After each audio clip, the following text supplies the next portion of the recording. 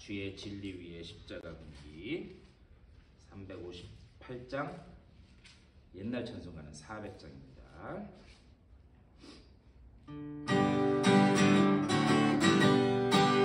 주의 진리 위에 십자가 금기 하늘 높이 들고서 주의 군사 되어 용맹스럽게 찬송하며 나가세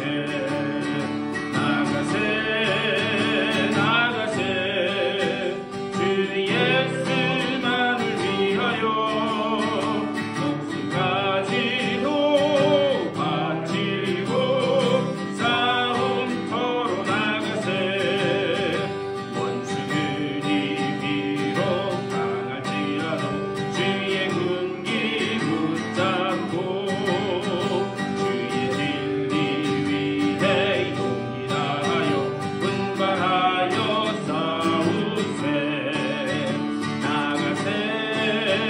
나가세 주 예수만을 위하여 목숨 가지고 바치고 싸움터로 나가세 산과 들과 바다 가는 곳마다 주의 군기 날리며 반갑고도 기쁜 승리의 소식 온 세상에 전하세 나가세 주 예수만을 위하여 목숨 가지고 바치고 싸움터로 나가세 원수들은 이미 예수의 손에 하나없이 패하고 주의 군기만이 영광스럽게 온 위에 빛나네 나가세 주 예수만을 위하여 목숨 가지고 바치고 싸움터로 나가세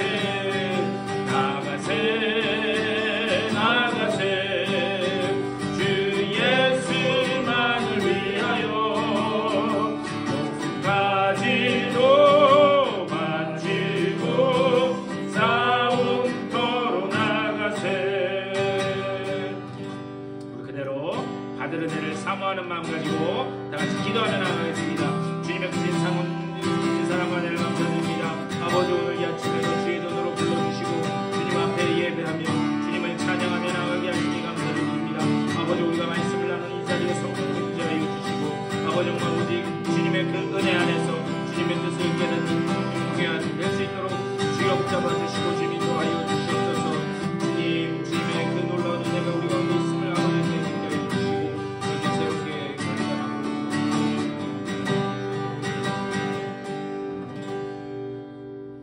주님의 크신 사랑과 은혜를 감사드립니다. 오늘 또 수요일 아침에 주님의 말씀을 사모하여 우리들 주의 전으로 불러주시고 또 주님을 찬양하며 이 복된 아침 시작하게 하시니 감사를 드립니다. 아버지, 이 자리 가운데 성령으로 임재하여 주시고 우리가 주의 말씀을 나눌 때에 성령께서 주시는 지혜로 우리들에게 함께하여 주셔서 주의 그 뜻이 깨달아지게 하여 주시고 내가 오늘을 어떻게 살아가야 될지 말씀 가운데서 그 길을 찾는 복된 시간 될 수 있도록 주여 인도하여 주시옵소서. 이 시간 아버지, 우리에게 새로운 결단이 있게 하여 주시고 또한 그 결단을 가지고 세상에 나아가 주의 복음을 증거하는 주의 증인들로 다 설 수 있도록 인도하여 주시옵소서. 감사하고 우리 주 예수 그리스도의 이름으로 간절히 기도드리옵나이다. 아멘. 우리 요한복음 3장 말씀 보시겠습니다.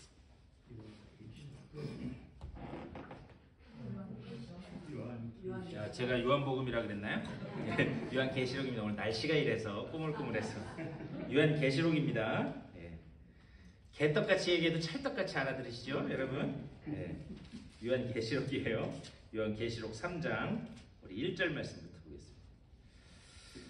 요한계시록 3장 1절부터 우리 오늘 13절까지 말씀 보실 텐데요.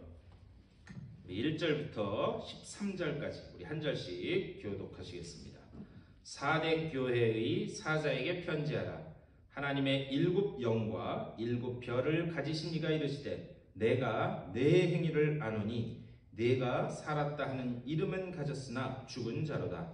너는 일깨어 그 남과 죽게 된 것을 굳건하게 하라. 내 하나님 앞에 내 행위에 온전한 것을 찾지 못하였느니. 그러므로 내가 어떻게 받았으며 어떻게 들었는지 생각하고 지켜 회개하라. 만일 일깨지 아니하면 내가 도둑같이 이르리니 어느 때에 내게 이르는지 내가 알지 못하리라. 그러나 사대의 그 옷을 벗지 아니하는 몇 명이 내게 있어 옷을 입고 나와 함께 다니리니 그들은 합당한 자이냐노라. 이기는 자는 이와 같이 흰 옷을 입을 것이요 내가 그 이름을 생명책에서 결코 지우지 아니하고 그 이름을 내 아버지 앞과 그의 천사들 앞에서 시인하리라.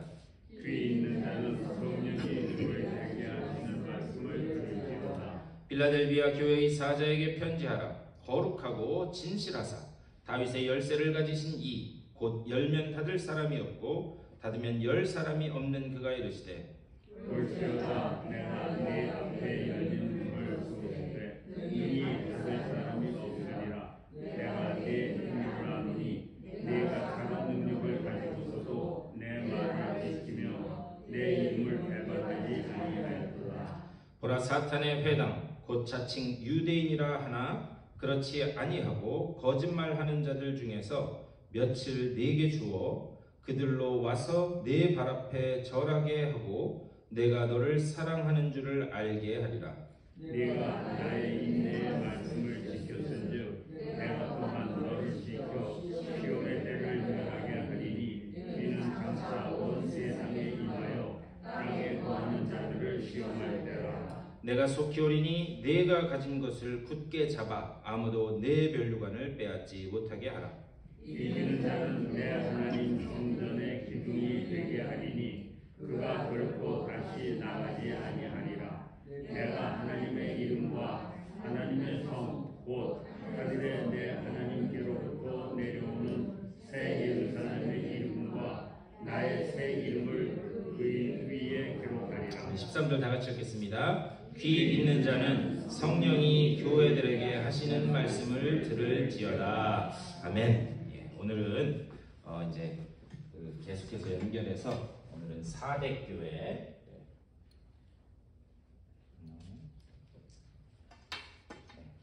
오늘은 사대 교회와 그 다음에 빌라델비아 교회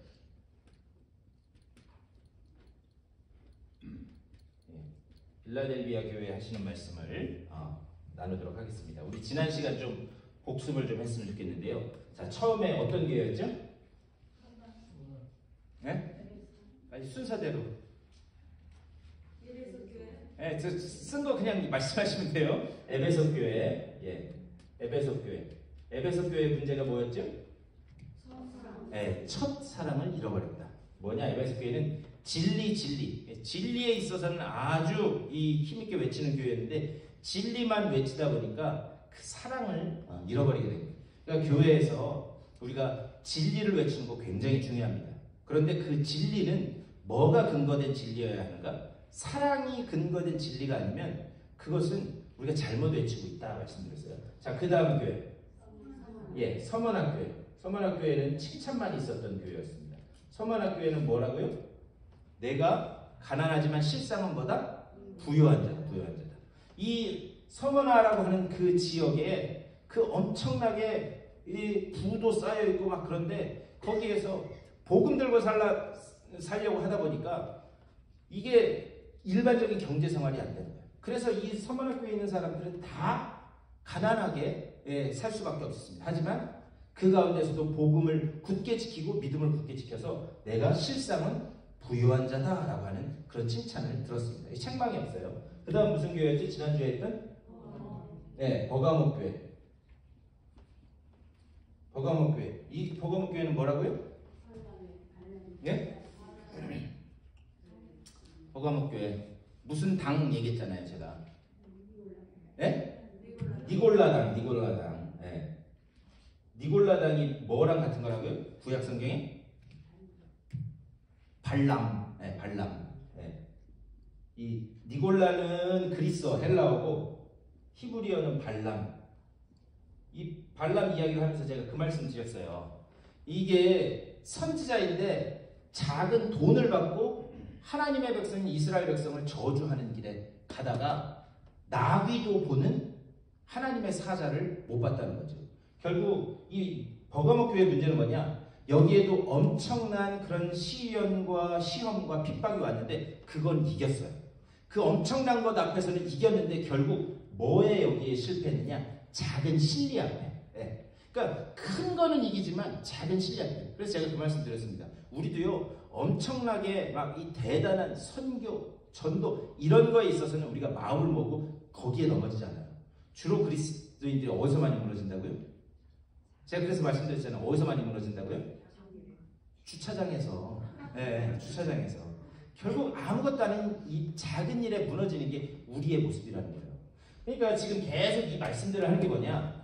제가 처음에 요한계시록 시작할 때 그 말씀 드렸어요. 이거는 그냥 그때 교회가 7교회만 있었던 게 아니라 오늘날 이 땅에 있을 수 있는 그 교회들을 대표해서 상징적으로 이야기하는 거라고 했어요. 그러니까 이런 문제들을 들어보면 지금 오늘날 우리 교회에서도 얼마든지 일어날 수 있는 일이라는 거죠. 그러니까 이 말씀을 들으면서 우리 교회도 이런 거에 무너질 수 있겠구나. 우리 교회도 이런 칭찬을 받을 수 있겠구나. 그러니까 거기에 집중해야 되겠다. 그거를 지금 상징적으로 말씀하는 거라고 말씀드렸어요. 자, 그 다음 무슨 또 마지막 또 두아디라 교회. 두아디라 교회는 뭐가 문제였느냐? 두아디라 교회는 여자 이세벨. 아합의 부인이었던 이세벨. 그러니까는 이 두아디라 교회의 문제는 모든 것 다 잘 이기고 했는데 여기에는 사람의 영향력이 굉장히 컸다는 거죠. 그래서 아마 많은 학자들이 목사님 사모님이었을 것이다 라고 그렇게 많이 이야기한다고 제가 그 말씀 드렸죠. 그런데 중요한 건 뭐냐? 한 사람의 이 말이 교회 모든 것을 좌지우지하는 그것을 지금 이야기하는 거예요. 그러면서 여기에서도 사람이 주인이 되는 교회는 그건 하나님이 기뻐하시는 교회가 아니라는 거죠. 오직 누가 주인 되셔야 된다? 주님이. 교회의 머리는 누구시라고요? 예수님. 그러니까는 사람이 주인이 되지 않고 주님이 주인 되는 그 교회로 너희가 나가야 된다. 그것을 상징적으로 지금 말씀하고 있습니다. 그러면서 이 두아디라 교회의 또 하나 문제는 뭐였느냐? 이 여자 이세벨이라고 하는 그 여자 이세벨로 상징되는 그분이 혼합주의적인 그런 신앙을 가르쳤다는 거죠. 뭐냐? 당시에 상인 조합에 들어가지 않고서는 먹고 살 길이 없었어요. 그랬는데 이 여자 이세벨이라고 하는 분이 뭐라고 이렇게 이야기했느냐? 아니 그냥 가서 가이사는 주님입니다. 그거 한번 하고 어떻게 그렇게 찢어지게 가난하게 살면 되겠느냐고. 지금 당장 애들도 먹여 살려야 될 텐데 그렇게 하면 어떻게 하겠냐고. 그러니까 그냥 가서 한번 하고 그리고 와서 그렇다고 우리가 신앙생활 우리가 하나님 안 믿는 거 아니지 않느냐. 그런 식으로 혼합주의적인 신앙을 넣었던 게 이 두아디라 교회의 여자 이세벨이다. 제가 이 말씀 드렸어요. 기억나시는 것 나시죠? 네. 나는 것 같기도 하고 안 나는 것 같기도 하시면 안 돼요. 이렇게 잘 적으면서 하시면 돼요. 자, 이 네 교회 문제는 그거였습니다. 제가 오늘은 이제 사대교회에 대해서, 사대교회와 빌라델비아 교회에 대해서 좀 말씀을 나눴으면 좋겠는데요. 우리 말씀을 잘 보이세요, 이거? 네, 잘 하나하나 보면서 하겠습니다. 예. 자, 오늘 이제 말씀으로 들어가서 자, 사대교회. 이 우선 제가 계속 그렇게 하잖아요. 그 지역이 어떤 지역인지를 알면 왜 그 말씀을 하시는지 알 수 있다 그랬잖아요. 우선 이 사대라고 하는 곳은 어떤 곳이냐면 굉장히 당시에 나 사대 살아 이렇게 하면 뭐 있느냐? 사치와 부의 상징이었어요. 이 사대라고 하는 지역은 사치와 부의 상징이었어요. 그래서 그런 거 있잖아요. 우리도 저 어디 살아요? 그러면 사람들이 오 하는 데 있잖아요. 우리 어디 살면 사람들이 오 그러죠? 피오리아. 저 피오리아 살아요. 글렌데일 살아요. 그럼 사람들이 오 하잖아요. 안 그래요? 예를 들면 미국을 친다 그러면 저 뭐 비버리 힐즈 살아요. 뭐 이러면 오 이렇게 하잖아요. 마치 그런 거예요. 이 사대라고 하는 동네가. 그래서 여기는 그 별명 중에 하나가 뭐냐면 지나가는 개도 수표 물고 다닌다고 하는 데가 여기 있어요. 그럼 이게 왜 가능했냐면 이 사대라고 하는 이 지역에 당시 소아시아 지역에서 가장 큰 금광이 있었어요. 금광이. 이해가 되시죠? 금광이 있었으니 당연히 돈이 막 몰려들었겠죠. 그런데 여기에 돈이 몰려들다 보니까 여기 금광이 있다는 걸 알다 보니까 여러분 돈이 많다 그러면은 지금이야 그게 아니지만 고대 시대를 한번 생각해 보세요. 어떤 강력한 나라가 어떤 한 곳을 딱 쳐들어가면 어디부터 가겠어요? 돈 많고 살기 좋고 이런 데부터 쳐들어가겠죠. 제 말씀 이해가 되시죠? 그러니까 항상 고대 시대부터 뭐 페르시아도 그랬고 바벨론도 그렇고 많은 나라들이 전쟁을 일으켜서 딱 침공하면 가장 먼저 침공하는 데가 사대였습니다. 왜? 금이 있으니까, 돈이 있으니까. 그래서 여기 사람들은 사치스럽고 아주 부유하게 살았어요. 금이 있으니까. 그런데 문제는 뭐냐? 늘 외국의 강대국이 우리를 침공하지 않을까라고 하는 그런 내적인 불안감이 이 사대에 사는 사람들은 늘 가지고 있었습니다. 그래서 그런 불안감을 가지고 살다 보니까 여러분 불안감을 가지고 사는 사람들의 특징이 뭔지 아세요? 항상 뭐가 발전하느냐? 종교가 발전해요. 왜 그러느냐? 불안하고 걱정이 되니까 뭔가 신에게 기대면 그러면 신이 우리를 지켜주고 보호할 것이다 라고 하는 그런 생각을 가지고 있었습니다. 우리도 그러지 않겠어요? 그래서 여기는 수많은 종교들이 다 이 사대라고 하는 지역으로 다 이렇게 모여들게 됩니다. 그래서 이 신한테 기대면, 이 태양신한테 기대면 좀 우리를 지켜줄까?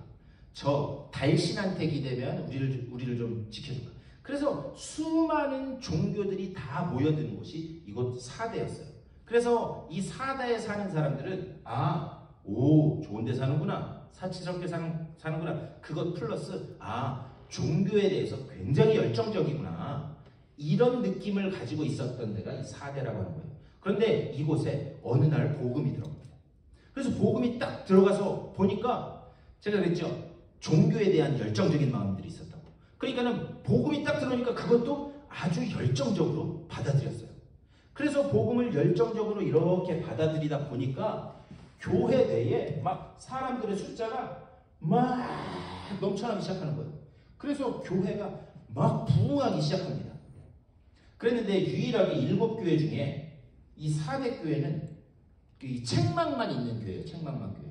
그러면은 여기에 사람들이 많이 몰려들었음에도 불구하고 왜 우리 주님은 이 4대 교회를 이렇게 책망하고 계시는가? 이제 말씀을 하나하나 읽으면서 보겠습니다. 자, 3장 1절 말씀. 자, 시작.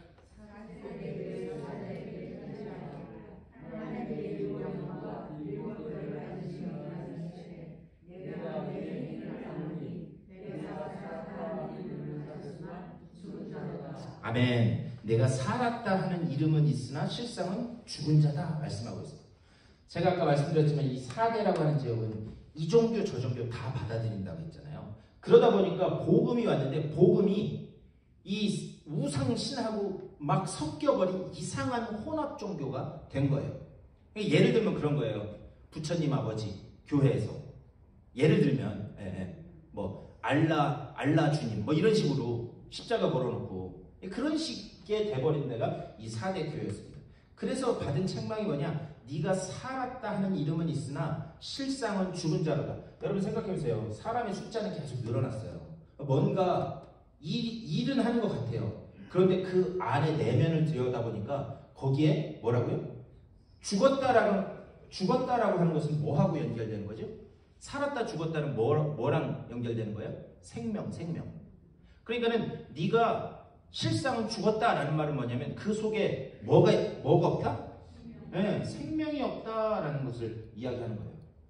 그런데 오늘날 교회에도 이런 일들이 많이 벌어집니다. 여러분 우리 조국 대한민국을 보면 한국의 기독교가 갑자기 확 부흥하게 됐을 때가 언제인 줄 아세요? 1960년대, 70년대 보릿고개 못 살 때. 그런데 그때 복음이 쫙 들어와서 그게 이 막 복받아라 복받아라 하고 이상하게 섞이게 되는 그런 그 안타까운 역사들이 있습니다. 그래서 그때 교회는 확 커졌어요.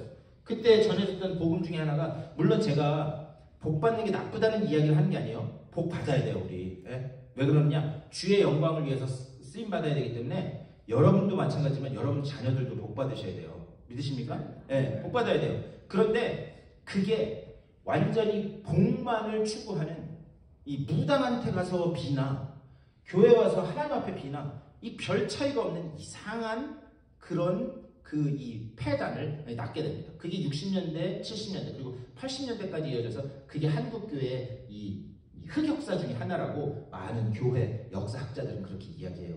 마찬가지예요. 사대교회도 그러다 보니까는 생명은 없고 사람들이 많이 모여드는 숫자만 넘쳐나는 그런 교회가 되게 됐습니다. 그래서 뭐냐? 고목나무와 같은, 고목나무 여러분 산에 가셔서 보셨죠? 저기 어디야? 세도나에서 플래그스테프 가는 쪽에 이렇게 로컬 길로 가다 보니까 거기 죽은 고목나무 많이 있던데, 겉은 엄청나게 크고 막 나무가 굉장한 것 같아요. 근데 실상 가까이서 보면 그 속은 다 썩어 있고 비어 있는. 그래서 교회에 숫자는 넘쳐날지 모르지만 생명력이 없는 교회가 되었다. 그래서 2절에서 뭐라고 이야기하는가? 2절 시작. 너를 일깨어 그 남은 바 죽게 된 것을 굳건하게 하라. 내 하나님 앞에 네 행위에 온전한 것을 찾지 못하였노니. 아멘. 자, 2절에서 지금 뭘 이야기하냐면, 2절에서 뭘 이야기하냐면 내 행위를 이야기해요. 믿음을 말씀하시지 않고 행위를 이야기해요. 행위를. 여러분, 행위가, 우리 구원은 믿음으로 받는 거지만 행위가 왜 중요하냐면, 구원받은 생명나무는 생명의 열매를 낼 수밖에 없기 때문에 행위도 중요한 거예요. 행위로 구원받는 건 아니지만. 그래서 사과나무에서는 뭐가 열리고? 사과나무에서 배가 열리면 그게 되겠어요? 사과나무에서는 사과가 열리고 배나무에서는 배가 열려야 되는 거죠. 그런 것처럼 여기에서 내 행위를 나누니, 숫자는 많아지고 교회 내에 뭔가 하는 것 같기는 한데, 그런데 그 안을 보니까 다 고목나무같이 속이 텅텅 비어있는 그런 나무가 되었다. 지금 그것을 하나님은 책망하고 계십니다. 자, 그러면서 여기에서 온전한 것을 이라고 했어요. 온전한 것을 이 헬라어로 페플레포메나라고 하는데요. 이건 뭐냐면 모양만 있는 상태를 이렇게 이야기하는 거예요. 자, 온전한 것을, 온전하다. 여기서 이것은 너희가 겉모양은 있는데 속을 보니까 속이 텅텅 비어있다. 그것을 말씀해요. 중요한 건 뭐냐면요, 우리 속에 열매가 왜 중요하냐면, 여러분들 마가복음 11장 말씀 보면 이 말씀 여러분 들어보셨을 거예요. 마가복음 11장에 우리 주님께서 밖에 나가셨다가 나무 하나를 보세요. 근데 아마 시장하셨던 것 같아요. 그래서 뭐 열매 따먹을 게 있을까? 그래서 가까이 가보셨어요. 가까이 갔더니 무화과 나무에 뭐만 풍성하게 있었어요? 이파리만. 그러니까 멀리서 볼 때는 이파리가 풍성하게 있으니까는, 그러니까는 뭐 열매 좀 따먹을 게 있나 보다. 그리고 주님이 가셨는데 보니까는 이파리만 풍성하지 열매는 하나도 없는 거예요. 그래서 주님이 그것을 보시고 그 나무를 저주하자 그 나무가 어떻게 된다고요? 죽었다라고 그렇게 마가복음 11장에 나와 있습니다. 지금 사대교회의 이야기는 그것을 말씀하는 거예요. 그러니까는 이게 우리가 이것도 알아야 되는데요.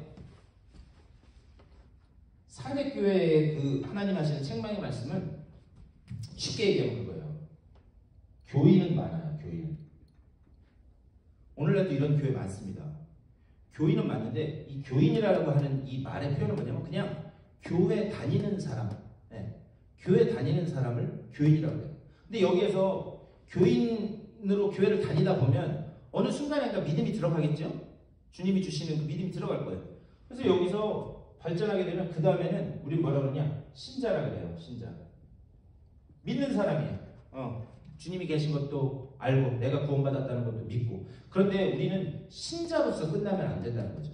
우리는 제가 그래서 몇 주 전에 계속 몇 번에 걸쳐서 제가 주일날 설교하면서 말씀드렸어요. 우리는 이제 어디로까지 나와야 돼요?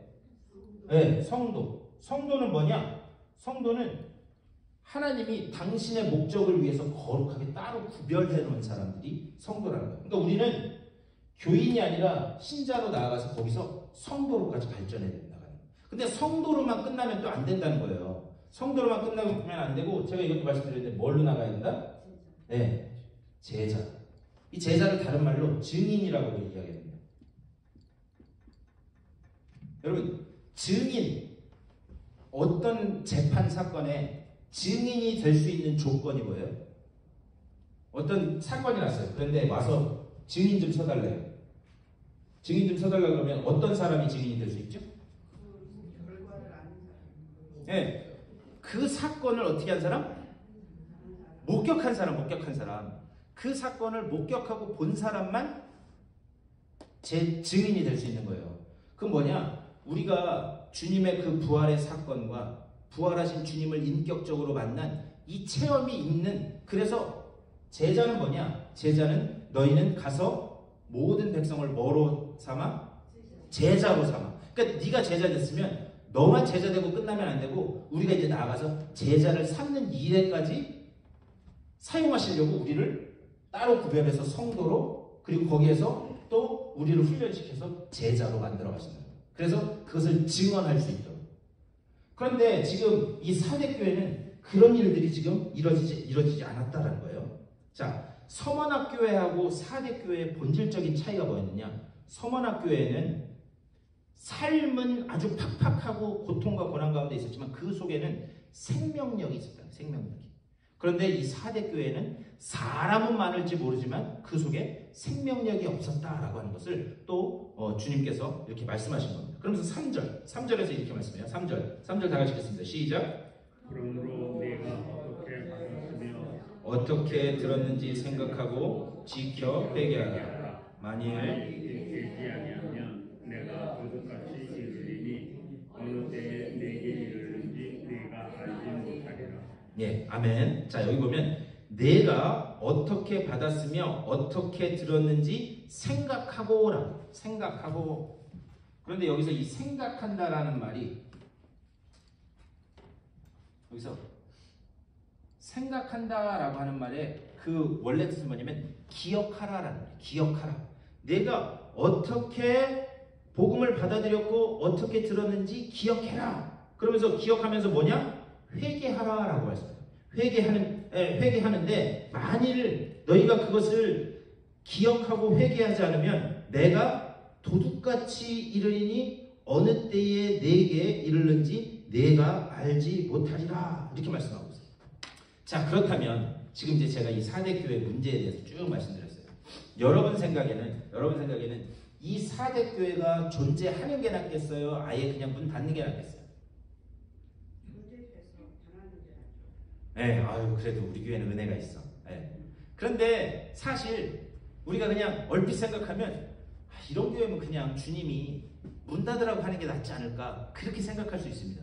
그런데 여기에 하나님의 놀라운 그 자비와 은혜와 사랑이 있는 거예요. 하나님은 뭐냐? 내가 도둑같이 이른다라고 하면서 깨어 있어라. 그 말씀은 뭐냐? 내가 마지막 기회를 한 번 더 준다. 그러니까는 내가 끝까지 깨닫고 돌아와야 된다.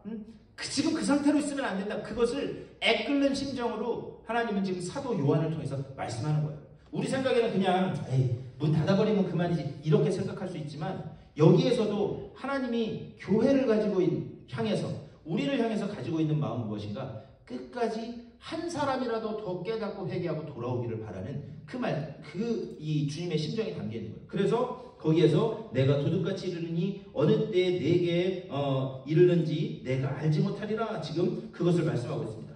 자, 그러면서 사대교회를 통해서 우리에게 주시는 말씀은 뭐냐? 교회는 어떤 것이 되어야 되느냐? 교회는 생명이 태어나는 곳이어야 한다라는 걸 말씀하는 거예요. 생명이 태어나는 곳이요. 그러니까 우리 참 안타까운 이야기인데요. 제가 예전에 이 김병삼 목사님이라고 분당의 만락교회라고 있어요. 감리교회 목사님이시고 선배님이신데, 그 김병삼 목사님이 한번 그 말씀 전하신 걸 제가 들었는데, 오늘날 교회 문제는 뭐냐? 오늘날 교회 문제이기도 하면서 우리들의 문제이기도 한데, 말씀을 들으면서 마음에 거북한 마음이 들지 않아서 문제라는 거예요. 여러분 어떻게 생각하세요? 이 말씀. 오늘날 교회 문제와 오늘날 그리스도인들의 문제는 뭐냐? 말씀을 들으면서 거북한 생각이 계속 들어야 되는데 거북한 생각이 안 들어서 문제라는 거예요. 왜 그러느냐? 여러분, 신앙의 원리, 말씀의 원리와 세상 살아가는 원리가 같아요? 달라요? 네? 다르죠.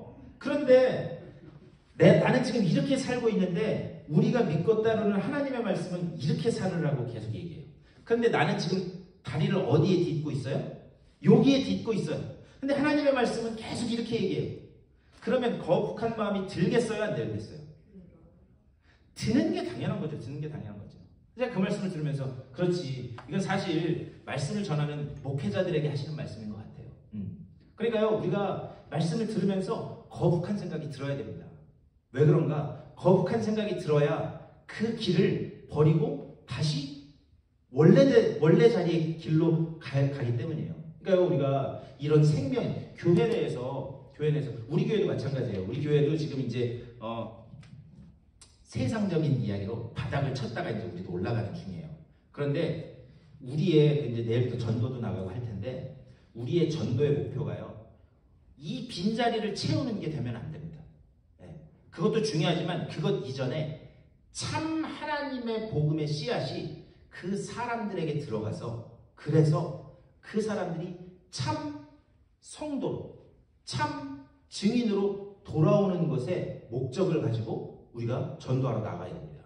믿으십니까? 네. 그러니까요. 우리 교회 오시면 좋죠. 우리 교회 오셔서 빈자리 채워지면 얼마나 좋아요. 저는 개인적으로 목사로서 그렇게 될 수 있기를 바라요. 그래서 뭐 부족한 사람이지만 저희와 같이 말씀을 나누고 신앙생활을 하면서 하나님의 말씀이 잘 이렇게 심겨지기를 바라요. 물론 열매 맺게 하시는 건 하나님이 하시는 거지만 그렇지만 그 이전에 더 근본적으로 들어가서 아직 교회는 나가지만 오늘날 교인 아닌 사람 없잖아요.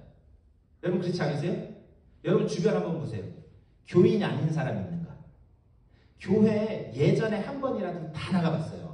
초코파이를 받던 크리스마스 때 산타 할아버지한테 선물을 받으러 가든. 그런데 교인으로 머무는 게 아니라 그 사람에게 진짜 복음이 들어가서 그래서 그분이 성도로 거듭나고 그리고 또한 그분이 제자와 증인으로 이렇게 자라나가는 것 그것이 하나님께서 우리에게 맡겨주신 사명인 줄 믿습니다. 여러분 한번 그런 거 생각해 보셨어요? 내가 그냥 알게 모르게 복음을 증거했어요. 복음을 증거했는데 그랬는데 나중에 천국에 갔더니 어떤 분이 찾아와. 네? 그런 상상 안 해보셨어요? 전 가끔가다 그런 상상 하는데 알게 모르게 찾아와. 그러면서 얘기해.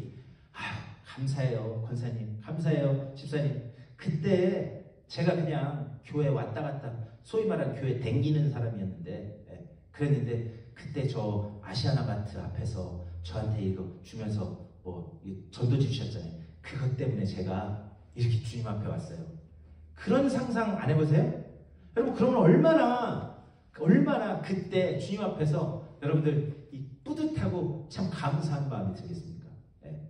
그러니까 중요한 건 뭐냐? 교회라고 하는 것은 생명이 길러지는 곳이어야 된다라는 것을 지금 이렇게 말씀하고 있습니다. 자 그러면서 4절에서 이렇게 말씀해요. 4절 그러나 사대에 그 옷을 더럽히지 아니한 자 몇 명이 내게 있어 흰옷을 입고 나와 함께 다니리니 그들은 합당한 자인 연고라. 네.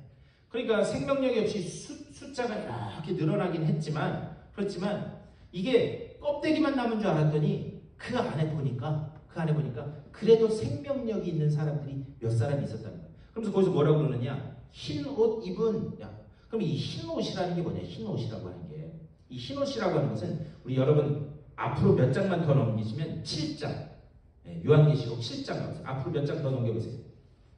요한계시록 7장 13절 말씀.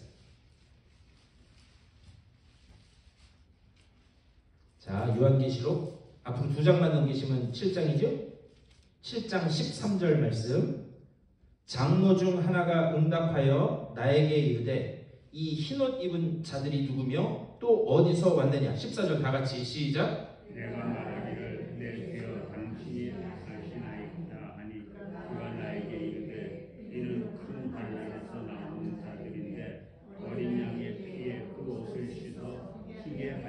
예, 어린 양의 피에 그 옷을 씻어 희게 하였느니라. 예, 우리는 원래 흰 옷 입은 사람들이 아니었어요. 우리는 죄악 가운데서 출생하여서 그래서 우리는 원래 흰 옷 입은 그런 존재가 아니었는데 뭐에 그 입었던 더러운 옷을 빨아서 어린 양의 피에 그 공로에 우리 옷을 빨므로 인해서 지저분했던 더러웠던 옷이 흰 옷을 입은 생명력이 있는 그런 옷을 입게 되었다라는 거예요. 그러니까요, 이것도 뭐냐? 결국에는 우리가 구원도 은혜로 받는다라고 하는 은혜. 그러니까 믿음이 우리가 교인이 됐다가 성도가 되고 이것도 신자가 되고 성도가 되고 이것도 사실 내 노력과 의지로 하는 게 아니에요. 다 지나고 나서 보면 그것도 결국에는 누가 하셨다? 주님이 하셨다. 그것을 알 수 있어요. 물론 처음에 제가 이 아틀란타에서 목회하던 어떤 집사님 부부가 젊은 집사님 부부였는데 제가 이제 저희 속회여가지고 같이 속회 이렇게 하다가 제가 여쭤봤어요. 집사님 어떻게 하다가 예수 믿게 됐어요? 그렇게 했더니 우리가 잘 아는 스토리를 말씀하시더라고요. 뭐냐? 그 남자 집사님이 여자 집사님을 너무 좋아가지고 졸졸졸 쫓아다녔대요. 그 같은 회사 사람이에요. 그랬는데 그때 여러분 여기에서는 제가 못 봤는데 아틀란타는 한국 절이 그렇게 많아요. 전등사. 그래가지고 제가 예전에 거기는 노인대학을 했었는데 노인대학을 하면 이제 그 노인 아파트 사시는 분들 이렇게 버스로 라이드 해드리고 이렇게 하거든요. 그랬는데 거기 한국 분들이 사시는 그 아파트에 노인 아파트에 라이드를 해드리러 한 번은 제가 가면서 보니까 전등사 대한불교 조계종 엄청나게 큰 바위에다 이렇게 써놨어요. 아주 붓글씨로 아주 이렇게 새겨가지고 한 것처럼. 그런데 너무 궁금한 거예요. 미국 절 한 번도 안 가봤거든요, 저.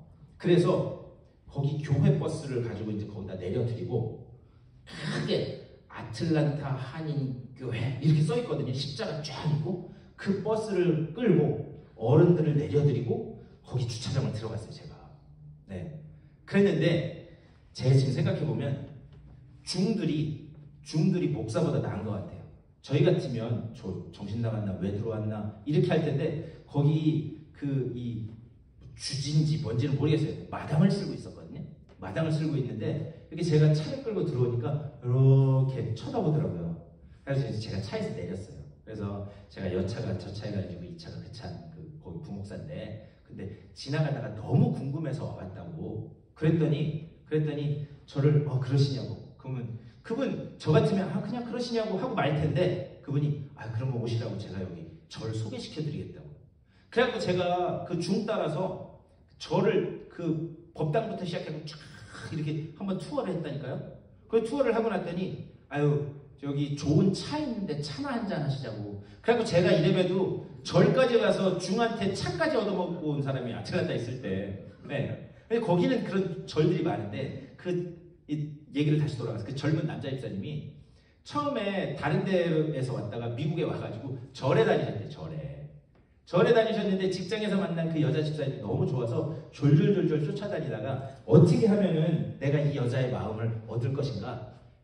보니까 주일날마다 교회 간다 그러더래요. 그리고 성가대도 한다 그러더래요. 그래가지고 그래 내가 오늘부터 너 따라 교회 가리라. 그래서 교회를 같이 따라오신 거예요. 교회 따라오셔가지고 교회 나온 지 2주 만에 성가대를 등록하시고 찬양대를 등록하시고 찬양을 하신 거예요. 절 다니는 사람이 찬양을 한 거예요. 뭐 알겠어요. 아무것도 모르지. 그럼 왜 그렇게 했느냐? 그 부인 되는 집사님이 찬양대를 한다 그러는데 여러분 주일날 찬양대 하면 어떻게 하죠? 밥 먹고 난 다음에 연습하잖아요. 그래서 어떻게든 그 옆에 앉아보고 싶어가지고 그래가지고 그 옆에 앉아서 그렇게 하다가 그러면 이제 그 여자 집사님이 그러면 교회 잘 나올 거냐고. 잘 나온다고. 그래가지고 이렇게 해갖고 썸 탄 게 그렇게 해갖고 결혼해서 이게 된 거예요. 그랬는데 그 집사님이 참 열심히 헌신하고 봉사하시는 집사님인데 그분이 그러세요. 처음에는 와서 앉아있는데 담임 목사가 주일날 강단에서 설교하는 게 뭔 소리인지 하나도 못 알아듣겠대요. 여러분 그러지 않겠어요? 절 다니던 사람이?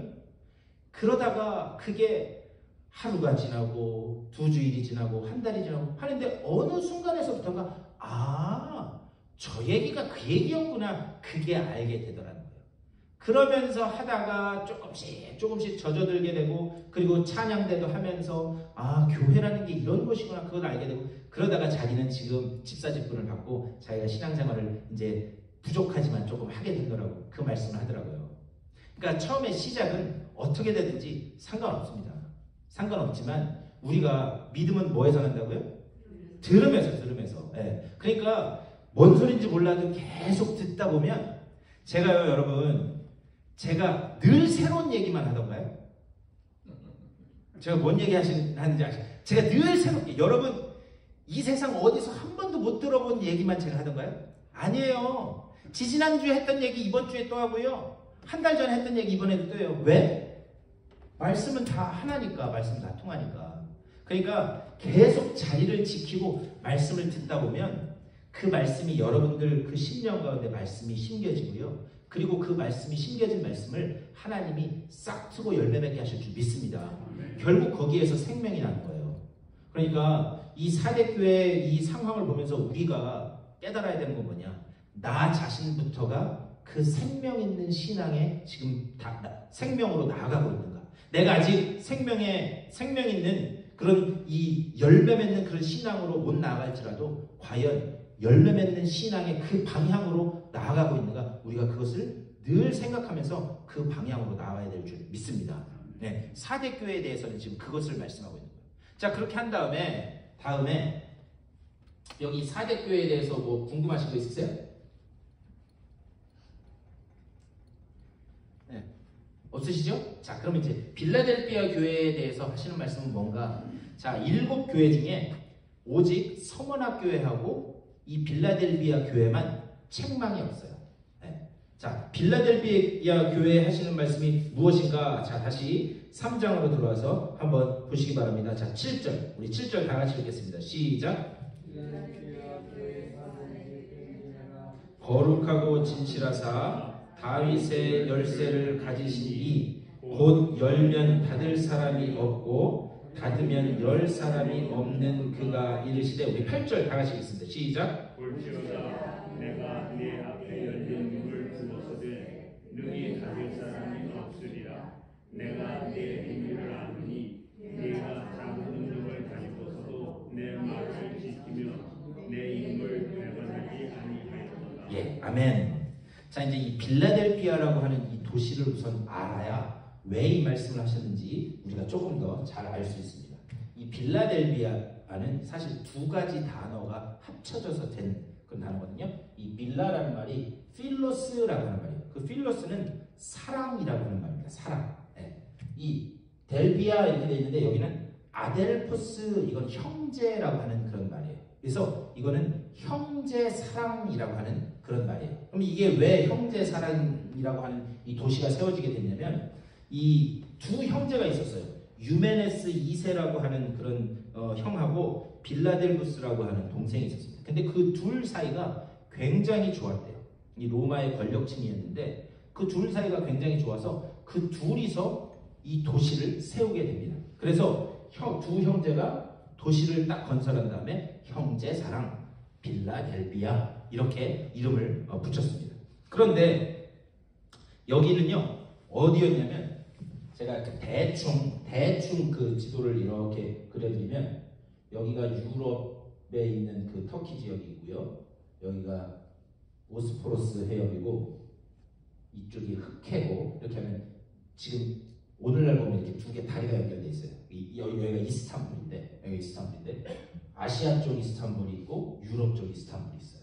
이렇게 돼 있는데 이 에베소는 이쯤에 있으면 빌라델비아는 요 약간 내륙 지역에 이렇게 자리를 잡고 있습니다. 그래서 이쪽으로 이 이스탄불을 거쳐서 유럽으로 가려면 에베소에서 그러든지 아니 어디 다른 데서든지 꼭 이 빌라델비아를 거쳐서 이렇게 가게 돼 있었어요. 길이. 그러니까 오늘날 고속도로가 그런 식으로 나는 거예요. 그래서 여기는 온갖 여기저기서 사람들이 다 모여들었습니다. 그래서 거기에 모여들어야지만 다른 곳으로 갈 수 있기 때문에. 근데 여러분 한번 생각해 보세요. 교통의 요충지라고 하면 이 지역 저 지역 막 여기저기서 사람들이 다 모여들 거 아니에요? 그렇죠? 그러니까 이 지역 저 지역 사람들이 다 모여들다 보니까 그 사람들이 믿고 있던 신들도 다 여기에 모여들기 시작합니다. 그래서 이 빌라델비아라고 하는 곳은 온갖 이 세상에 있는 온갖 만신들이 다 모여드는 데가 저 빌라델비아라고 하는 그런 동네였어요. 그런데 이 빌라델비아의 문제가 뭐냐면 오늘날도 터키 지진 많이 나잖아요. 몇 년 전에 터키 지진 한번 크게 났었죠. 그렇게 이 교통이 요충지긴 하지만 여기에 문제냐면 이 AD 주후 14년에 엄청나게 큰 지진이 여기 빌라델비아 지역을 휩쓸고 갑니다. 그래서 이 도시에 있던 그런 모든 건물들이 완전 폭삭 다 주저앉게 돼요. 그리고 그나마 남아있던 건물들도 다 금이 가고 이래가지고 이 건물 언제 주저앉나라고 하는 그런 불안한 마음으로 살던 동네가 바로 이 빌라델비아라고 하는 그런 동네였어요. 그런데 아까 그 4대 교회와 마찬가지로 4대 교회는 외국에서 우리를 침입하면 공격하면 어떡하나라고 하는 그런 불안감이 있었지만 여기는 어떤 불안감? 언제 또 지진 나나? 네. 그 불안감으로 살고 있던 그 사람들이 살고 있던 데가 바로 이 빌라델비아라고 하는 데입니다. 그러면 아까랑 마찬가지 경우예요. 그런 지진이 나서 불안한 마음으로 사니까 사람들이 또 어디에 기대요? 온갖 종교에 기대는 거예요. 네. 그래서 사람들이 많이 모여들어서 그런 영향도 있지만 자연재해, 지진 때문에 사람들이 불안하니까 온갖 신한테 그래서 지진 좀 안 일어나게 해주세요 라고 그렇게 했던 동네가 바로 이 빌라델비아라고 하는 그런 동네입니다. 그런데 이 주전 14년에 지진이 나서 완전 폭 무너진 다음에 어떻게 하느냐, 로마가 여기가 교통의 요충지니까 자기네 군대도 나가고 뭐 무역도 하고 하려면 여기가 꼭 필요한 거예요. 그래서 어떻게 하는가, 로마에서 엄청나게 공을 들이고 돈을 써가지고 여기를 다시 재건을 시킵니다, 도시를. 그래서 재건을 하는데 누가 그 재건을 했다고요? 로마 사람들이 했다고 그랬잖아요.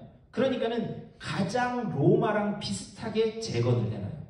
그렇잖아요. 건물을 짓는 사람도 내가 어디 출신이냐에 따라서 건물 스타일이 다 다를 거 아니에요. 그런 것처럼 가장 로마스럽게 그 재건한 도시가 바로 이 빌라델비아라고 하는 그런 도시입니다. 자, 그렇다면 여기에 세워진 어느 날 복음이 들어가서 여기에 세워진 이 교회에 우리 주님이 하신 말씀은 뭔가? 7절 말씀, 우리 7절 이렇게 말씀하죠. 빌라델비아 교회의 사자에게 편지하라. 거룩하고 진실하사 다윗의 열쇠를 가지신 이 곧 열면 닫을 사람이 없고 닫으면 열 사람이 없는 그가 이르시되 이렇게 말씀해요. 근데 여기서 다윗의 열쇠라고 하는 표현이 나오죠. 7절에 다윗의 열쇠. 사실 이거는 이 사도 요한이 그냥 이렇게 기록한 게 아니라요. 이 구약의 말씀을 이렇게 쫙 인용해다가 그 표현을 쓴 거예요. 그러면 그 어디서 이 말씀을 끌어왔나 우리가 이것을 보면 거기서 무슨 말씀을 하나 알 수 있어요. 자, 구약 성경 이사야서 22장 말씀. 구약 성경 이사야서 22장. 제가 가진 성경책에 구약 성경 990쪽쯤 찾아보면 나와요. 구약 성경 990쪽. 여러분 그 페이지 수 있죠? 성경책에? 네, 거기 페이지 보시면은 990쪽이나 991쪽 여기쯤 보시면 나올 것 같아요. 이사야서 22장 22절 말씀.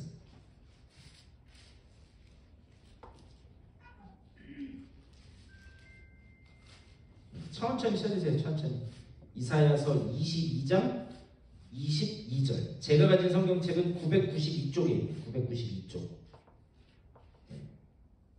이사야서 22장 22절 말씀 다 찾으셨으면 우리 다 같이 한 목소리로 읽겠습니다. 시작. 내가 또 다윗의 집의 열쇠를 그의 어깨에 두리니 그가 열면 닫을 자가 없겠고 닫으면 열 자가 없으리라. 아멘. 자, 오늘 아까 3장 7절에 있는 말씀이랑 똑같은 말씀이 있죠. 네? 여러분 확인하셨죠? 그러면 이사야서에서 이 말씀을 왜 하고 있는지를 우리가 먼저 알아야 돼요. 네. 왜 이 말씀을 하셨는지를 알고 그리고 사도 요한은 왜 구약에 있는 이 말씀을 끌어다가 써서 말씀하는지를 알면 이 무슨 말씀하는지 알고 있거든요. 자, 이 앞뒤 전후좌우 배경을 제가 말씀드리면 이사야서 22장 말씀 보면은요. 여러분 성경책에 단락에 제목 있지 않나요? 여러분 성경 이사야서 22장 보면 거기 단락에 제 성경책은 뭐라고 써 있냐면 그러니까 이 회사마다 좀 틀려요. 근데 제 성경책은 뭐냐? 셋나에게 경고하시다 이렇게 돼 있어요. 여러분 어떻게 돼 있어요? 또 다른 제목 있는 분 있으신가요? 환상의 골짜기에 관한 경고. 환상의 골짜기에 관한 경고. 네. 그것도 맞죠. 그것도 맞죠. 그 안에 본래 의미를 보면 그 의미가 맞습니다. 그러면 제 성경책에는 왜 셋나에 대한 경고라고 되어 있냐면요. 이 이사야 선지자가 활동하던 당시에 이 외국 군대가 이 유다 땅을 쳐들어옵니다. 쳐들어와가지고 예루살렘 성을 삥 둘러싼 거예요. 삥 둘러싸니까 이게 외국에서 공격하면 어떻게든 내가 끝까지 싸워서 내가 해보자 이렇게 해야 되는데 그게 아니라 이 셋나라는 사람이 뭘 했냐면 고관 대작이었어요. 그러니까 귀족이었어요. 귀족이었는데 야 이제 저 나라가 쳐들어왔으니까 우리 어차피 죽었다. 우리 어차피. 그럼 어차피 죽을 거 묘라도 화려하게 만들자. 이해가 되시나요? 어차피 죽을 거 어차피 나중에 죽을 텐데 그럴 것 같으면 나중에 묘자리라도 아주 화려하게 크게 지어놔가지고 그래가지고 거기에서 그냥 내 시체라도 잘 장사 지내게 하자. 이렇게 생각을 한 거예요. 이게 옳은 거예요. 여러분 어떻게 생각하세요? 그랬는데 그거를 하나님이 이사야 선지자를 통해서 책망하시는 거예요. 야, 하나님께 지켜달라고 이거는 기도하지는 못할 망정 묘자리나 화려하게 짓자? 그래서 하나님이 이사야 선지자를 통해서 하시는 말씀이 뭐냐면은 그 뒤에 이제 보면은 이 힐기야의 아들 엘리야김에게 이 셋나가 가지고 있던 모든 것들을 다 넘겨버리겠다라고 하는 그 이야기가 나옵니다. 그래서 이 앞에 이제 이 전후절을 보면은 이사야서 22장 17절부터 22절까지 그 이야기를 쭉 합니다. 근데 이제 그 22절에서 뭐라고 그러느냐? 내가 또 다윗의 집의 열쇠를 그의 어깨에 두리니 이렇게 말씀하고 있어요. 여러분 다윗의 뭐라고 얘기하죠 여기서? 다윗의 집의 열쇠는 뭐 할 때 쓰는 거예요? 네, 그렇죠. 열쇠는 문 딸 때 쓰는 거잖아요. 네, 그래서 구약 성경에서 열쇠는 문이라고 하는 것과 항상 연결돼서 나옵니다. 이해가 되시죠? 네, 열쇠는 문 딸 때 필요한 거라서 열쇠는 문이라고 하는 것과 항상 연결돼서 그렇게 나오는데 그런데 이 열쇠가 어떤 열쇠냐? 다윗의 집의 열쇠다 이렇게 이야기해요. 결국에는 이 열쇠도 이 오실 메시아이신 이 그리스도를 상징하는 거긴 한데 자 오늘 말씀으로 돌아와서 이제 이 다윗의 열쇠가 무슨 의미인지를 제가 다시 구체적으로 말씀드릴게요. 자 오늘 요한계시록 말씀 3장으로 돌아와서 다시 3장 와서 8절 말씀 다시 돌아와서 3장 8절 말씀 다 같이 읽겠습니다. 시작. 볼지어다 내가 내 앞에 열린 문을 두었으되 여기 닫을 사람이 없으리라. 내가 네 행위를 아노니 네가 작은 능력을 가지고서도 내 말을 지키며 내 이름을 배반하지 아니하였다. 아멘. 자 볼지어다 내가 내 앞에 이렇게 문이 있는데 이렇게 아치형으로 생긴 그냥 이건 상징적으로 제가 그린 거예요. 이렇게 문이 있대요. 문이 있는데 이 문이 이렇게 닫혀있는 문이 아니라 어떤 문이라고요? 열린 문을 두었대요. 열린 문을 두었는데 그랬는데 그 뒤에 뭐라고 그러냐? 내가 내 행위를 아노니 내가 작은 능력을 가지고서도 내 말을 지켰다 이렇게 말씀해요. 그러면 여기서 작은 능력을 가지고서도 내 말을 지켰다. 우리는 이걸 어떻게 이해하냐면 거기가 교회도 약하고 사람도 별로 없고 그래서 그냥 이렇게 뭐 크게 뭔가를 할 수 없는데 그런데 그래도 우리 한번 해보자. 그래도 으쌰으쌰 한번 해봐야 되지 않겠느냐. 그래서 무언가를 해냈다라고 우리가 오해하기 쉽습니다. 근데 여기서 작은 능력이라고 하는 말의 본래 뜻은 뭐냐면 이 작은이라고 하는 게 마이크론이라고 하는 그 단어인데요. 그거는 아예 눈에 띄지도 않는, 오늘날 표현을 하면 현미경으로만 봐야지 볼 수 있는 그것을 작은 능력이라고 이야기해요. 그러니까 아예 능력 자체가 없는 거예요. 이건 뭐냐면 빌라델피아 교회는 굉장히 무능력했다는 거예요. 이 무능력이 나쁜 의미의 무능력이 아니라 할 수 있는 게 아무것도 없는 상황이었어요. 할 수 있는 게 아무것도. 그렇다면 왜 할 수 있는 게 아무것도 없었느냐? 이 빌라델피아라고 하는 이 도시는 제가 아까 말씀드렸잖아요. 다 지진으로 무너진 도시를 로마 사람들이 와서 다시 이렇게 세웠다고 했잖아요. 그럼 로마의 경제는 어떻게 들어갔냐면, 제가 몇 번, 이게 뭐 초대 이 7교회에 있는 대부분의 교회가 다 그랬어요. 상인조합. 네. 대부분 다 그랬어요. 상인조합에 들어가지 않고서는 먹고 살 수 있는 방법이 아예 없었어요. 그런데 빌라델비아 교회는 특히나 그게 더 심했습니다. 왜 그게 더 심했느냐? 누가 세웠다고? 로마 사람들이. 로마 경제는 상인조합, 길드라고 그러는데 이걸로 돌아가기 때문에 가장 로마 스타일로 만들어놔서 상인조합이 굉장히 발달되어 있었어요. 그런데 여기에서는 가이사가 주님이십니다. 황제가 주이십니다. 그걸 고백해야지만 여기 들어갈 수 있었는데, 예수 믿는 사람들은 그 고백을 할 수 있었다고요? 없었다고요? 없었다는 거예요. 그래서 그 고백을 할 수 없기 때문에 상인조합에 못 들어가니까 먹고 살 방법이 아예 없었어요. 그러니까는 작은 능력, 눈으로 현미경으로만 겨우 봐야지만 보이는 그 능력이라는 게 아예 그냥 능력 자체가 없었다는 거, 거기는. 그런데 그 능력 자체가 없는 그 상황 가운데서 어떻게 하는가? 내가 작은 능력을 가지고서도 내 말을 지키며 내 이름을 배반하지 아니하였으니, 그 상황 가운데서도 끝까지 아무것도 할 수 없음에도 불구하고 오직 뭐만 지켰다고요? 말씀. 그래, 내가 오늘 못 먹고 내일 죽으면 어떠랴? 나는 말씀 지키고 살아가겠다. 그런 사람들이 모인 교회가 바로 이 빌라델비아 교회였다. 지금 그것을 말씀하는 거예요. 그것을 말씀하면서 그 뒤에 9절에서 뭐라 그러냐? 9절 다 같이 읽을게요. 시작. 사탄의 괴담 곧 자칭 유대인이라 하나 그렇지 아니었고 거짓말하는 자들 중에서 며칠 내게 주고 그들로 와서 네 발 앞에 절하게 하고 내가 너를 사랑하는 줄을 알게 하리라. 예, 아멘. 자, 여기 이게 뭐냐면 사탄의 회당, 곧 뭐라 그래요? 자칭 유대인이라는. 예. 거기에 그 빌라델비아 교회에 자칭 유대인이라고 하는 사람들이 들어왔을 때요. 예. 그런데 이 자칭 유대인이라고 하는 사람들이 교회 내에 들어와서 한 얘기가 뭐냐? 이것도 약간 혼합주의적인 것처럼 사탄 이세벨, 뭐였죠? 어디 교회였죠? 어디 교회였어요? 두아디라 교회처럼 거기 이 자칭 유대인이라고 하는 이 사람들이 들어와서 뭘 했느냐? 아니 지금 이렇게 아무 능력도 없이 먹고 살기도 힘든데 그렇게 살면 되겠느냐? 그냥 저기 가이사는 주님이십니다. 눈 질끈 한번 감고 그리고 여기 들어가서 먹고 살아. 아니 당신도 그렇지만 애들은 먹고 살아야 될 거 아니야.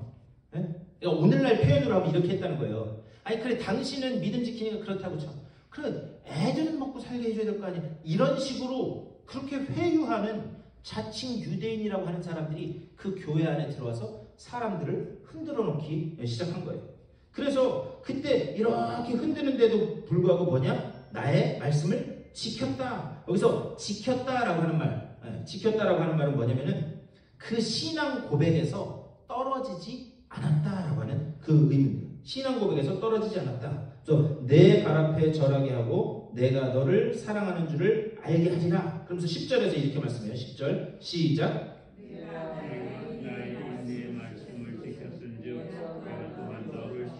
시험의 때를 면하게 하리니 이는 장차 온 세상에 임하여 땅에 거하는 자들을 시험할 때라.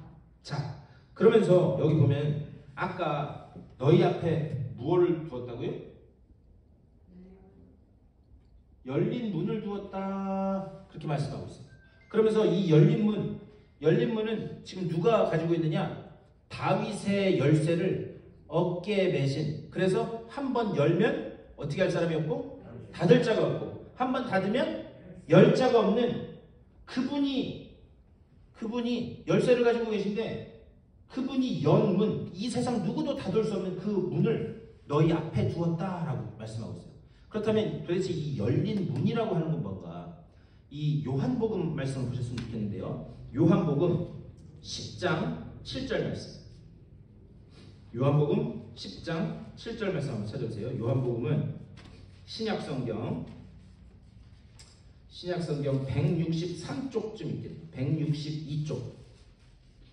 162쪽이나 163쪽쯤 있어요. 신약성경. 요한복음 10장 7절. 다 찾으셨습니까? 네, 천천히 찾으세요. 163쪽 신약성경. 자, 10장 7절 말씀. 자, 우리 다 찾으셨으면 한 목소리 읽겠습니다. 시작. 그러므로 예수께서 다시 이르시되 내가 진실로 너희에게 말하노니 나는 양의 문이라. 아멘. 주님이 뭐래요? 양의 문. 이 양문은 뭐냐면 재물이 드나들던 이 예루살렘 성에 문이 여러 개가 있어요. 그 중에 꼭 재물들만 드나들던 문이 있었어요. 그래서 그거를 양문이라고 그러거든요. 양은 뭐냐면 성전으로 들어가서 죽임당해서 피가 제사장에 의해서 뿌려지는 그 제사를 위해서 쓰여지는 문이었는데, 주님이 자기 스스로를 뭐라고 말씀하세요? 나는 양의 문이다. 내가 스스로 제물돼서 너희들의 죄를 사하기 위해서 내가 왔다. 주님은 자기를 문이라고 지금 말씀하고 있어요. 자, 그렇다면 다윗의 열쇠는 아까 구약 성경에서 뭐랑 똑같다고요? 문. 네. 열쇠는 항상 문을 위해서 필요한 것으로 그렇게 사람들은 이해하고 있었어요. 그런데 그 문이신 열린 문인 예수 그리스도가 특별히 한 번 열면 닫을 사람이 없고 닫으면 열 사람이 없는 그 문이신 그리스도가 정말 적은 능력, 그러니까 아무것도 할 수 없어서 그렇게 힘들어하고 있는 그 빌라델비아 교회 그 성도들 앞에 문을 열어놓고 어떻게 하고 계시는 거예요? 기다리고 계시는 거예요. 왜? 그 상황 가운데서도 그들이 말씀을 끝까지 굳게 지켰기 때문에, 그렇기 때문에 그 열린 문으로 그들에게 있다. 그러면서 다시 오늘 말씀으로 돌아와서, 이제 다 끝났습니다. 오늘 말씀으로 돌아와서 다시 요한계시록 3장. 자, 요한계시록 3장 우리 12절 말씀 다 같이 읽겠습니다. 요한복음 3장 12절 시작. 이기는 자는 내 하나님 성전의 기둥이 되게 하리니 그가 결코 다시 나가지 아니하리라. 내가 하나님의 이름과 하나님의 성 곧 하늘에서 내 하나님께로부터 내려오는 새 예루살렘의 이름과 나의 새 이름을 그 이름 위에 기록하리라. 아멘. 자, 여기서 뭐냐? 이기는 자는 내 하나님 성전에 뭐가 되게 하리니? 기둥. 예. 내 하나님 성전에 기둥이 되게 하리니 말씀하고 있어요. 자, 왜 그러면 이 기둥이라고 하는 표현을 썼냐면, 아까 이 빌라델비아라고 하는 도시에 뭐가 임했다고요? 지진이 임했다는 거예요. 지진이 임해서 어떻게 했어요? 건물이 제대로 된 게 하나도 없어요. 건물마다 기둥이 있어야 되는 기둥도 다 무너져서 다 금이 가고 언제 무너질지 몰라요. 하지만 그 적은 아예 없는 능력을 가지고 너희가 이기는 자에게는 영원히 흔들리지 않고 깨지지 않는 그 기둥, 하나님의 성전의 기둥이 되게 하겠다라는 것을 지금 이렇게 말씀하는 거예요. 그래서 여기 기둥이라고 하는 표현이 나오는 겁니다. 그런 다음에 그 기둥이라고 하는 표현 뒤에 뭐라고 나오느냐? 그가 결코 다시 나가지 아니하리라 이렇게 말씀해요. 그가 결코 다시 나가지 아니하리라. 제가 주일날 설교하면서 제가 캘리포니아에 있을 때 지진 겪었던 그 경험 말씀드렸잖아요. 여러분 지진 겪어본 분 계세요? 집안에 있을 때 지진 겪으면 제일 먼저 드는 생각이 뭔지 아세요?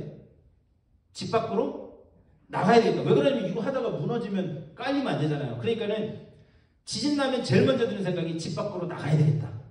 여기서 왜 결코 다시 나가지 아니하리라 이 표현을 썼냐면, 빌라델비아는 지진이 와서 계속 지진이 오는 곳이라 사람들이 조금만 흔들리게 되면 어떻게 했어요?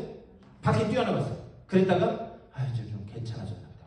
그리고 다시 들어오고 계속 이게 그 불안감으로 그들 속에 자리 잡고 있었던 거예요.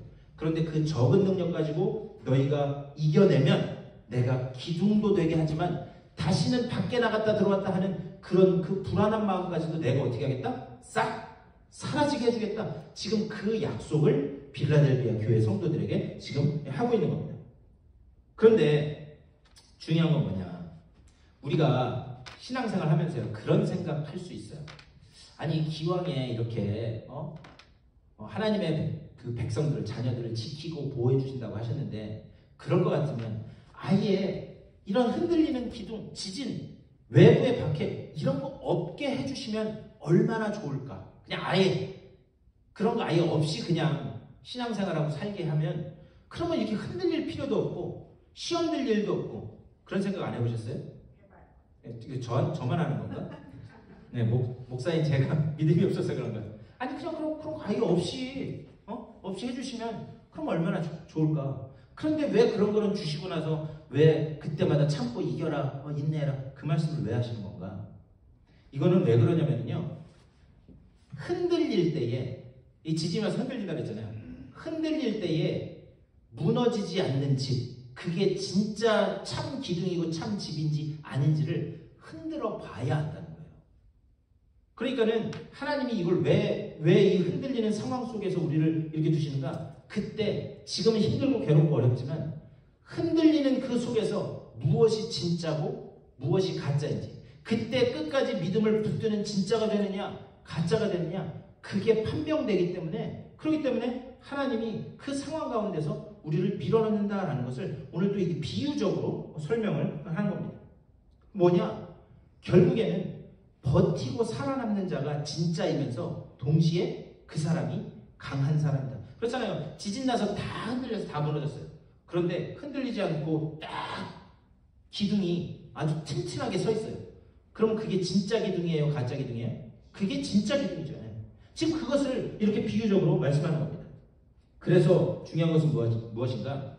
우리의 신앙생활이라고 하는 건 뭐냐면요, 제가 여러 번 말씀드렸어요. 여러 번 말씀드렸어요. 신앙생활은 내가 무언가를 하나님 앞에 헌신하고 봉사하고 불교용어로 공덕을 쌓는 싸움이 아니에요. 신앙생활은 뭐냐? 버티기 싸움인 줄 믿습니다. 네. 신앙은요, 신앙생활은 뭐냐? 버티기 싸움이에요. 그러니까 내가 뭔가를 열심히 해서 하나님 앞에 엄청나게 큰 것으로 드린다. 그것도 의미 있는 일일 수는 있으나 그것보다 더 근본적인 신앙생활은 뭐냐? 결국에는 아무것도 할 수 없는 그 상황 가운데서 내가 버틸 힘이 내게 주어지는가? 그런데 그것보다 더 놀라운 은혜는 무엇인가? 그 버티는 힘도 우리 주님이 주시는 줄 믿습니다. 네, 성령이 주시는 거예요. 그것도 성령이 붙들어 주시니까 그 흔들리는, 지축이 흔들리는 상황 가운데서도 우리는 흔들리지 않을 수 있는 거예요. 결국 우리의 기도의 방향은, 우리의 기도는 어떤 기도가 되어야 되는가? 하나님, 흔들릴 수밖에 없는 이 세상에 살고 있는 것 인정합니다. 그리고 저는 죄 많은 인간이라 흔들릴 수밖에 없는 것 하나님, 저는 인정합니다. 그렇기 때문에 주님이 저 더 강하게 붙들어 주셔야 됩니다. 주님 이때 더 강하게 붙들어 주시고, 그리고 이때 흔들리지 않는 그 믿음을 내게 허락하여 주시옵소서. 우리가 그렇게 기도하면 주님이 그 흔들리는 상황 가운데서도 버틸 수 있는 그 힘을 주실 줄 믿습니다. 네, 이 말씀 붙잡고 여러분 기도하며 나가시면 하나님께서 여러분들 흔들리는 가운데 버틸 수 있는 힘을 주실 줄 믿습니다. 네, 자, 이제 빌라델비아 교회에 대해서 궁금하신 거 있으세요? 혹시? 네. 늘 말씀드리잖아요. 이렇게 가르쳤는데 이 질문이 있으면 어떻게? 네, 묻자고 하는 소리입니다. 이거 그냥. 그런데 이 가운데서 잘 이겨내시고 버텨내시는 여러분 되시기를 주님의 이름으로 축복합니다. 우리 말씀을 생각하면서 기도했으면 좋겠어요. 하나님, 적은 능력, 정말 아무런 능력도 없는 나를 보면서 낙심하지 않게 하여 주시고, 적은 능력일지라도 나를 붙들고 버티게 하시는 그 주님의 손을 우리가 의지하고 그 손을 볼 수 있는 우리들의 영의 눈을 열어 주시옵소서. 그리하여 지금 상황은 흔들릴지라도 그 가운데 잘 버텨내서 잘하였다 충성된 종아 주님으로부터 칭찬받는 우리들의 삶이 되게 하여 주시옵소서. 그 믿음 달라고 우리 다 같이 한 목소리로 기도하며 나아가겠습니다.